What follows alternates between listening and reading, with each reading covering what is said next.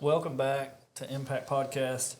This is episode number 6, and the mandate to cover today is ownership. We're going to go ahead and get started. Last week we met with Tyler Parsh. Tyler shared some firsthand stories from leadership at the firehouse and at his side job, what he calls his side job. And so Maddie was not here, but she's back this week, back in the saddle. Whoop, whoop. Oh, we're excited. Daniel, let's go with a key takeaway. Key takeaway from Tyler last week, man. I know we talked about that opportunity that he took, and he looked at it as an opportunity. He said, I'm going to meet, and there's going to be a bunch of guys, and he said, I'm going to go out there, and it was an opportunity to reach more people. And, that stood out to me as like, we need to all be doing that. Oh, yeah. Looking for those opportunities and being, once those opportunities arise, stop before the opportunity and say, hey, let's do this the right way, and let's lead. You're referring to one of the stories he told that was the most impactful to me, 100%, because it meant something for the whole team. Mm-hmm. So that's good. Maddie, do you recall? I do, because I did listen, and I thought it was great to be on the listener side and not being so critical on how I sound or whatever when I listen back to all the other ones. But I wrote a bunch of notes, but one of the things that I thought was cool was he kept saying intentionally. And I think one of the first things that he said on there was leading intentionally, in not telling people to do something that he wouldn't do, which I feel like I'm pretty good at that, like in day-to-day, because I'd rather just get stuff done, and I'm not afraid to get my hands dirty or anything. But then at the very end, he said something about leading intentionally with your humility. I don't know if one of y'all said it. And that humility word is it's a lot for me. So I'm excited to dig deeper. Good. So I really enjoyed talking to Tyler. I always do. He's a good leader. And I told y'all, I think he's one of the greatest leaders that I know personally, mostly because of his leadership style, which is my takeaway, which is servant leadership. When I think about the leadership required at the firehouse or in public service, first responders, military, those guys lead by serving, and those guys lead teams of people to do some extraordinary things, right? And, there's just no comparison. Of course, football teams are good, strong leaders as well. But anyhow, servant leadership was my takeaway from Tyler last week. And actually, in 2 weeks, we're going to do the podcast on servanthood, and I might invite him back. Okay. So just to be our guest, because, again, he is so keyed into what it looks like to be a servant leader. So anyway. He definitely left me wanting more. I was like, wait, no, it can't already be over. Why? Why are you wrapping it up, Jeremy? What's happening? it was like 50 minutes, and Dan was like, dude, it's time. And then, like 2 days later, I seen Tyler. I talked to him, and he said, dude, I didn't get to say everything I wanted to say. Yeah. And I said, I'm aware. So you can't cover it in an hour, dude. So we'll get you back on the show. Yeah. So. That's right. Cool. This week is the mandate to cover. We're going to go through all these mandates like we talked about. This week we're going to talk about ownership. And, honestly, we're going to do our best to cover this in about 20 minutes, because you could talk about this stuff for days and days and days. But anyhow, let's get started. The ownership is defined by Google, or you can look it up, but ownership is the act, state, or right of possessing something. And if you own it, then you own it. So if you buy a car, if you buy it outright, then you say you own it. Of course, I don't personally believe you own anything in the world. because you pay taxes on everything, right? And if you don't pay taxes, they'll come get it. But we won't get into that. That's right. To own it is to possess it. Whatever happens to it is still yours. Okay? And so you own land, you own a house, you own a business, you own a car. You also own your life and your career to the greatest degree that you can, right? And so as a leader, you own your team. When you're a leader, you have a team, you're responsible for that, just like you're responsible for your car or whatever else you own. So in the leadership position, you are responsible for that. And so you have to own your role and your responsibility as a leader as if it was yours, okay? And so that means anything that goes on with that team, you own it. And so fundamentally, when you talk about ownership, what is it? Well, that's what it is. You own everything and everything that happens, good or bad. And so sometimes people don't see it that way. Human nature certainly doesn't see it that way because it's our nature to survive. And so as human beings, we're in a group of people, something goes wrong, everybody's always pointing the finger, trying to figure out what went wrong. And the leader, always, the true leader of greatness that we try to talk about, that guy or that girl is responsible, and they own it. So, in the initial meeting or the initial episode where we talked about the mandates, what I had said about ownership was that it is the key that unlocks the door for many. In order to get anyone to follow you, you must have ownership. Whatever it is that you do, ownership applies. You have to believe in whatever you are trying to sell to others. You have to own it. And you have to hold it close and care about what you're doing. It is yours. If it goes sour, it's yours. If it goes well, it's yours. No matter what, you have to own it. As a leader, ownership is everything, and it is an essential mindset for building a high-performance winning team, period. All right, so can anybody tell me a time when you've seen someone or a team fail or succeed and the leader didn't have ownership? I know, and I'll let y'all think about that for a minute. Mm-hmm. But you heard Tyler tell the story where he had some ownership. You've heard, I think I was talking about humility. But again, a story when you've seen it actually flesh out, and maybe you haven't. Nothing comes to mind, specifically, but it just takes me to think of, I've come in contact with plenty of, business owners is what my mind goes to, is business owners and ownership and how they treat their people. It's just where it automatically takes me. And I feel like you want to lead your team and your people, and a lot of owners want to do the blame shifting, and you see it in their turnover. Those are the companies, those are the people, those are the business owners that have struggles holding on to their people. And so that's kind of where it takes me, is how can we keep our people, and I've had a few different jobs, but not to say names because I am local here.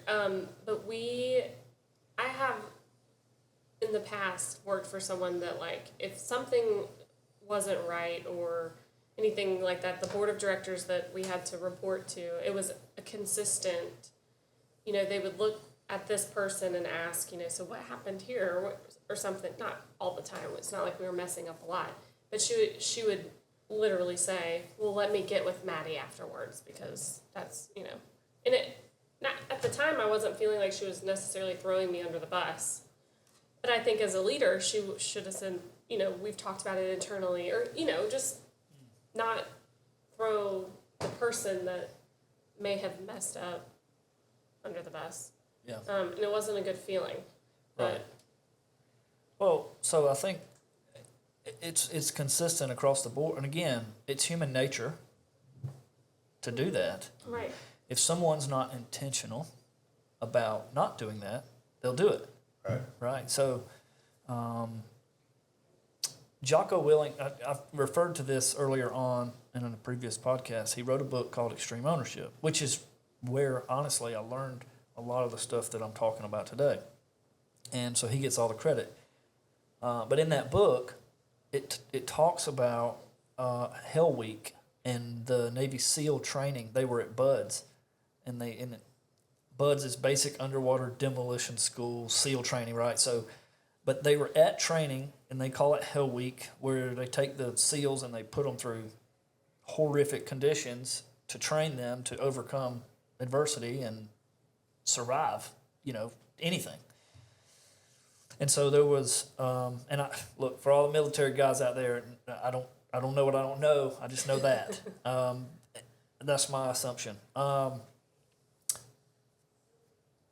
There were in this training. There were teams that were getting in rafts and going out into the ocean, and they were called boat crews. There were 7 men assigned to a boat. They were all assigned by height, because when you're in the boat, everybody's got a paddle, and so they have what they call, now again, this is all in the book, they had a Smurf boat because these guys were short, right? And so there was a leader with those guys, and the chief, whomever the chief is, would call the leaders to him. He would have a meeting with them, and then he would deploy the leaders to the boats, and they would race. They were having boat races in the ocean. That's what I read about. The leaders got instruction. They ran back to the boat crews. This one boat was called the Smurf boat, a bunch of little guys, right? Well, they were getting their tail kicked because they were short, little, not as strong and whatever. They were getting beat. And so they raced. Boat number 2 won a lot of times. Boat number 6 lost every time, okay? And boat number 6 developed a bad attitude, and because they continued to lose. So boat number 6 is losing. They get a bad attitude. I'm not sure if that was the Smurf boat or not. Maybe, probably so, maybe not. But either way, boat number 6 was losing. So the senior chief took the leader from boat number 6, put him in boat 2, and the leader from boat 2 in boat 6. What happened? They raced again, and boat number 6 won. Now, that's in the book. Can I qualify that? I'm sure Jocko wouldn't lie about it. Right. But that speaks volumes about what a leader actually does, right? So if they're getting pounded, getting their teeth kicked in over and over and over again, and they take the winning boat leader and put him in that boat, and suddenly they win. Now, how long did it take? I don't know. Maybe it took a couple of tries, but they won. I don't know. But by only changing the leader, the outcome of the race changed. Same boats, same crews, same cold water, everything. Everybody's tired, same sand, yet it changed the results of the race. Wow. Yeah. Now, again, all that's in the book. But at the end of the day, whether a team succeeds or fails, it's all up to the leader. And his ability to have ownership is critical for him to lead, or her, for them. Okay? So for a person to lead, they must have ownership. Otherwise, they're not going to lead. Now, they might exhibit authority and they might manage, but they're not going to lead. We talked about the difference. And so the true leader has ownership, or he won't lead. So, okay. So in Jocko's book, he has what they call principles of ownership, I believe. Anyway, so number 1 was to be a believer. You must believe in the mission yourself and then sell it to everyone around you. The leader must believe in the greater mission. So first of all, I would guess you would say the leader has to have a mission, and then that mission, that leader has to believe in it. If he doesn't, he won't lead. And then number two, be a believer. Number two, it's not what you preach, it's what you tolerate. And I think Tyler referred to that last week at some level. So no matter what you say, it's what you tolerate. Mm-hmm. If you say, don't do this, this is against the rules, yet you allow it, that doesn't hold. So you have to, it's all what you tolerate. And then, of course, when setting expectations, said or written, if substandard performance is accepted and no one is held accountable, then poor performance is the standard. So accountability is a big deal. Number three is, and this is my favorite, check your ego. Yep. Here we are again. We talked about it. If you're not intentional about monitoring your ego, it will get away from you every time. And so Jocko talks about that. I think he's got a whole chapter in the book about ego and reeling everybody in constantly with that. Pride is what kills leaders every single day. Kills teams and leaders every single day. So every man has an ego. Every woman has an ego. Just got to keep it in check. Number 4, focus on teamwork. So division will come and division will go. Stay after the goal to be on the team. You have to focus on the team. If you're a leader out there listening, you have to focus on your team more than anything else. They have to be number one. And it's kind of like, I would say, marriage. Your wife has to believe she's number one, or your husband has to believe that they're number one.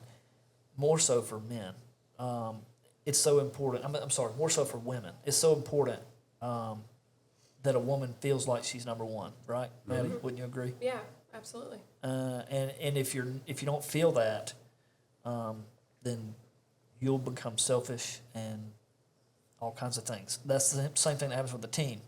If they don't feel like their leader has them up at the top of his list, they'll begin to chatter. Mm-hmm. Okay, and not operate like they should. So division will come, division will go. Stay after the goal of the team. And number 5 was keep it simple. I like that. Yeah, me too. Man, it's so important because everything is complex enough, and you just don't make it more complicated than it has to be. And I had a guy tell me once, he was going to kiss me, and I said, "What?" He said, "Keep it simple, stupid." But it's real. Like, keep it simple, man. You know, it's not that difficult or complicated. The mission is the mission, and just don't complicate it. Mm-hmm. So, you got anything on that? I live my whole life simple. Or I try to constantly what do you like? Take it back. Right. Let's keep it simple. So I can just really level with that. And but man, this is just an awesome list, and the tolerate part really resonated with me, and what we tolerate gives us our outcome. You know, like what kind of leader we are is like, you know, don't allow yourself to be, I don't know if taken advantage of is the answer, but it's something that I could work on, is to be more direct and strict. And, like in my leadership. Right. I think tolerate has like a negative tone to it, you know? And I think that just as I've sit here and listened, I don't think tolerate should, because it's really like, you know, at my job now, they tolerate me having children and activities after school and different things like that, and I don't, you know, they allow me to leave work early when I have to without penalizing my PTO and things like that. So they're tolerating me as a mom. I know that to me sounds negative. Sure. You know? Yeah. But I'm a kick-ass employee. And I get my work done, and I'm a hard worker, and then on the flip side, I've worked for people who tolerate the golden egg or goose or whatever what do you call it? the employee that'll never get in trouble. You know, it's like The golden child. here here they go again. Of course they're doing whatever. So I was just thinking in my head, like, tolerate has such a negative kind of tone to it, but I don't think it always has to be negative. No, not Totally at all. agree. I love it. Well, so at the end of the day, everything we just talked about, I mean, who's responsible for the team? The leader. The leader. All the way, 100%. And you take these principles, these are ways you can have ownership, right? So be a believer, it's not what you preach, it's what you tolerate. Check your ego, focus on the team, and keep it simple. Do those things, don't hide from the truth. You embrace the truth, okay? And you take, again, Jocko calls it extreme ownership. And I found a word this week. I can't remember where I heard it. I was watching football, by the way, Notre Dame and Georgia. I mean, wow. But check this out. So that coach, I believe it was Notre Dame coach after the game, said the word, he said the team was relentless. I believe that's the word he used. Mm-hmm. And man, it stuck out to me like the word intentional stuck out to Maddie week 1. And I was like, wow, relentless. That is a very impactful word. And so I go look it up. And he said the team was relentless. They weren't taking no for an answer. And, I mean, dude, that team was dominating Georgia. And look, give the credit when the credit's due. Man, that dude's been leading an operation that nobody really even... maybe he was just prepared for that game, but I watched the whole game. It was really good. Mm-hmm. And that guy, he was on a mission. He outcoached. Oh, yeah. 100%. 100%. And you're right. Give credit when it's due. Yeah. And, The dude did awesome, man. And I think he made a name for himself Oh, in that game. 100%. Yeah, Notre Dame, there'll be stuff flying for Yeah. Notre Dame. And I'm sure their merchandise is out the roof. But look, at the end of the day... Whatever. I'm just kidding. No, I mean, I know we're talking to a lot of Georgia fans. I don't, look, I like them all. But you got to give credit when credit's due. Yeah. And that dude coached a heck of a game. And them boys were playing. But when he interviewed afterwards and he said the team was relentless, oh, man, that word, I was like, I got to look it up. And I looked it up and it was like, dude, relentless leadership.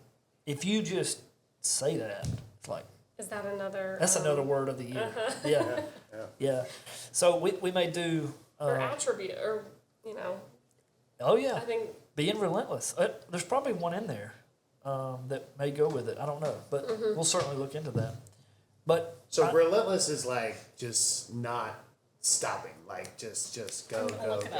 Yeah. I mean, there's got to be more to it than that. It's not, but I'll look it that's up. what I think of when I hear relentless. It's just will not back down.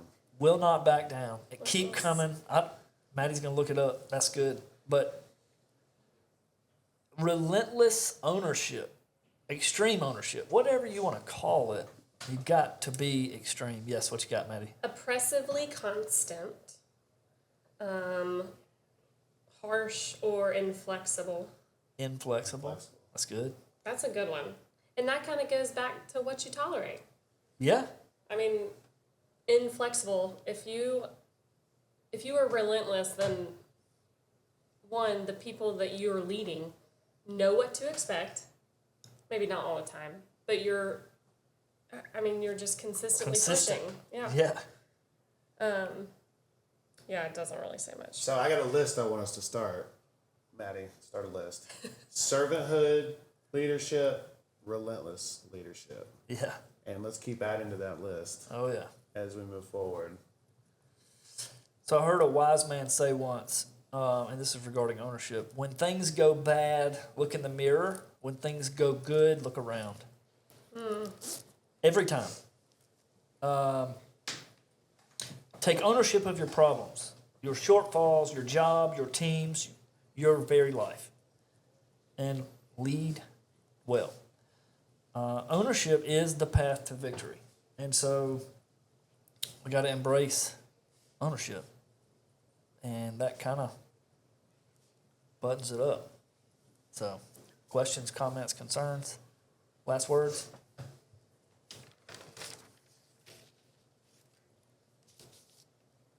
Well, ownership.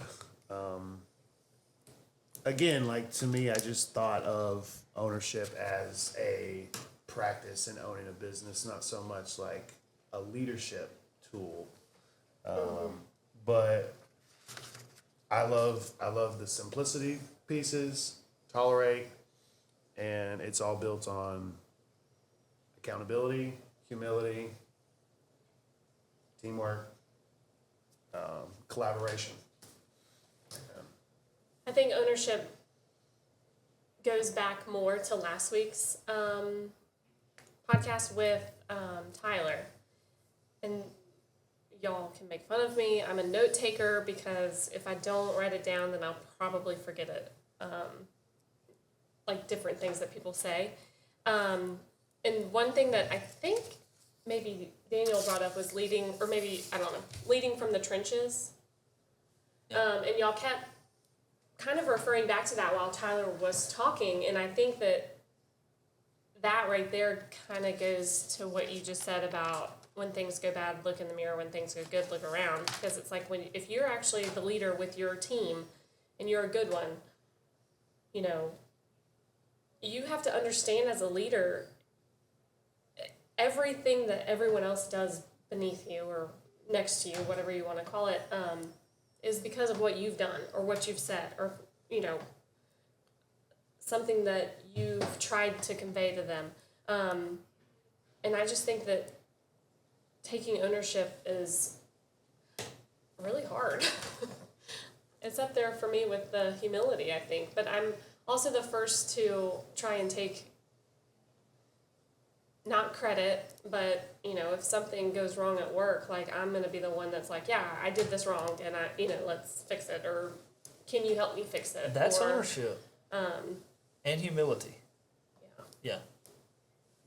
That's good. Well, and moving forward this week, you know, I just want to like not only take ownership in my business practices, but also in personal life and parenting and taking ownership with my kids and relationships and my finances. And I'm going to just be thinking about ownership, all week.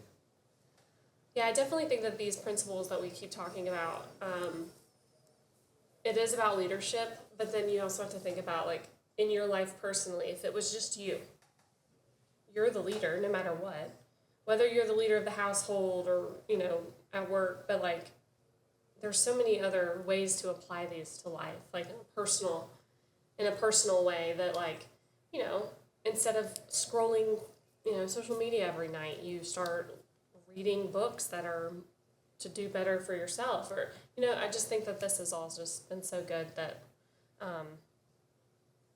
I hope people around me in my life would say that I've been better and become a better leader. Speaking of social media, I think this experience and what we've been doing for the past 6 weeks or whatever, it's changed my algorithm, my social media algorithm. I know. I keep getting all this content that I've never seen before about leadership. Hey, and I'm loving it. That's what I want to see. That's what I need to see, and That's good. so, That's good. what this show's about. Yeah, good stuff. Yeah. Good stuff. Remember, we wanted to find out what our impact is and recognize it sooner than later. And that is so. What we're very doing is the fruit of it is already in your life, and hopefully it's going to impact all of our audience. That's right. So, all right. I got one question All right. about last week, and I'm sorry I keep referring to last week, but I wasn't here and I had a lot of things I wanted to say Yeah. while Okay. y'all were recording. But you asked Tyler about manager versus leader, I think. Actually, I think he asked that question, but Okay. it was in our notes. But it was something about, I think you asked him because I think he went against what I thought he would have said, because I don't know what the question was, but it was almost like who is better, or not who's better, but it's like a manager or a leader, and he basically was like, you've got to have both. Like, I mean, and he kind of, like, a managing style of a leader is also a very big characteristic of taking ownership, and it's a big principle of being able to talk to people and communicate with people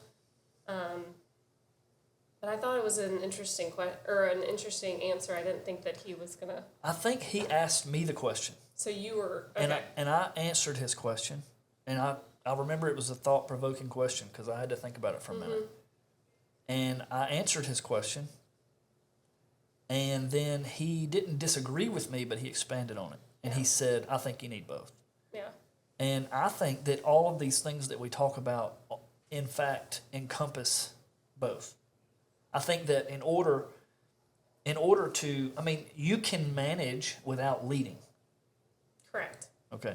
And I think that's what he was inferring. You can lead without managing.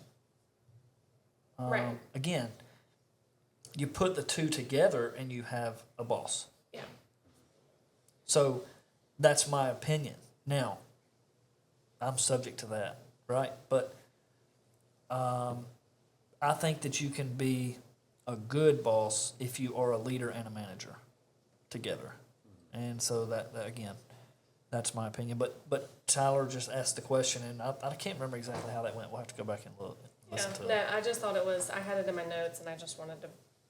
But it is interesting that you can be one or the other or both. So Yeah. and that's based on these principles. And that's what got my mind rolling last week. I was like, golly, I know so many managers. And you asked me who was a leader, and my answer was, I don't think I know one leader with any of these, or with all of these qualities that they do at all times or do well. And then I know a manager. Yeah. I know hundreds of managers. Yeah. So I don't know. No, it's good. And that shows the need for this very show. Right. Right? Because Yeah. if those managers that you're talking about would embrace some of this stuff, they'll be able to lead better Make an impact. and make an impact. That's right. Yes. And then when you say, think about a leader, or think of, in the future, a year from now, you guys will just jump right to someone that you know is exhibiting these qualities. Right. Yeah. So, and then hopefully it's you. So, I hope so. all right. All hearts and minds clear. Yes, sir. Clear. Signing off, Jeremy. Have a good day. Thank y'all.